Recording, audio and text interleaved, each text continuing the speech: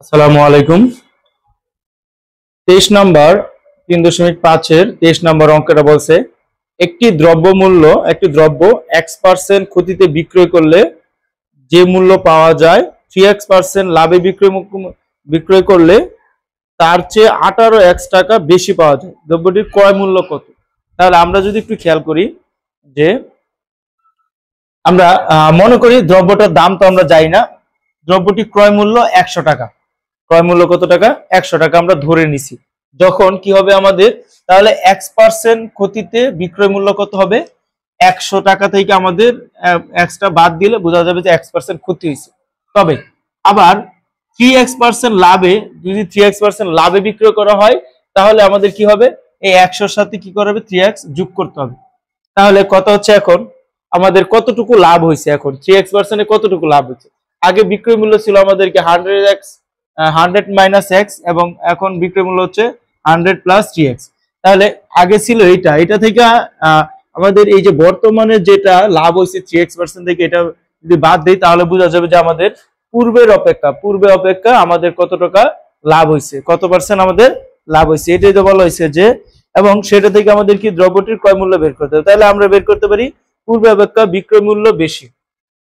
আমরা লিখতে পারি অতএব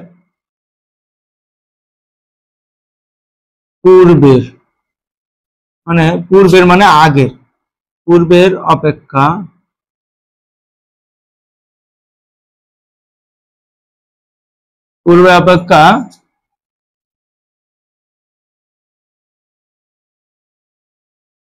বিক্রয় মূল্য আসলে কত হয়েছে, বিক্রয় মূল্য।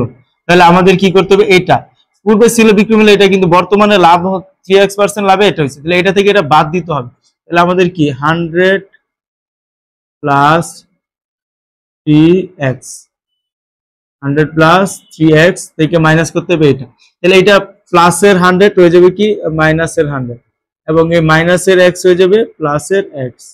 আমরা যদি মাইনাস দিয়ে গুণ করতাম তাহলে এটা এত টাকা, বা 100 প্লাস মাইনাসের বাদ, তাহলে 3x প্লাস একটা প্লাস, তাহলে 4x টাকা। আচ্ছা, এটা কি হয়েছে আমাদের পূর্বাপেক্ষা এবং বিক্রয় মূল্য কত? এত টাকা বেশি। আচ্ছা, এখন এই যে আমাদের বেশি হয়েছে, এটা আমাদের কি করতে হবে, এটা আবার বলছে কি যে আমাদের প্রশ্ন বলা হয়েছে যে এত টাকা বিক্রয় করলে তার চেয়ে 18x টাকা বেশি পাওয়া যাবে। তাহলে আগের চেয়ে কি আমার 18x টাকা বেশি পাওয়া যাবে। তাহলে আমরা বলতে পারি এত টাকা যখন লাভ হয় তখন আমাদের, এত টাকা যখন লাভ হয় তখন আমাদের হচ্ছে ক্রয় মূল্য 100 টাকা, আমরা এটা বলতে পারি। অতএব বা এখন আমরা বলি এখন, ঠিক আছে, তাহলে বিক্রয় মূল্য, এখন আমরা বিক্রয় মূল্য পাইছি কত, বিক্রয় মূল্য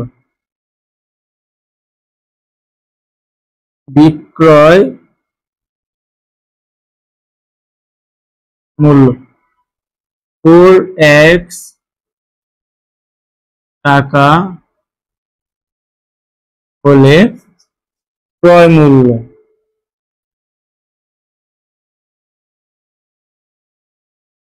ক্রয় মূল্য হচ্ছে আমাদের 100 টাকা, 100 টাকা। তাহলে অতএব বিক্রয় মূল্য 1 টাকা হলে ক্রয় মূল্য, উপরে আমাদের 100, নিচে 4x টাকা। তাহলে অতএব আমাদের বলছে এখন বিক্রয় মূল্য 18x টাকা বেশি হয়। তাহলে সরি, বিক্রয় মূল্য 18x টাকা হলে ক্রয় মূল্য কত? ক্রয় মূল্য কত আমরা যদি বের করতে, তাহলে 100 ইন্টু দের হচ্ছে 18x, নিচে হচ্ছে 4x। তাহলে আমরা যদি খেয়াল করি এই x বাদ এবং 100 এর মধ্যে যাইব হচ্ছে 25 বার, এটা বাদ আর 400 এর মধ্যে যায় 25 এবং 18 সাথে যদি আমরা 25 গুণ করি তাহলে আমাদের হচ্ছে 200, কত আসে দেখি, ক্যালকুলেট করে নিয়ে একদম বারবার লেখার নাই। তাহলে আমাদের আসে হচ্ছে 450 টাকা। এটা সবাই ক্যালকুলেট করে নেবেন, সেটা হচ্ছে 450 টাকা। তাহলে এটাই আমাদের হচ্ছে দ্রব্যটির বিক্রয় মূল্য।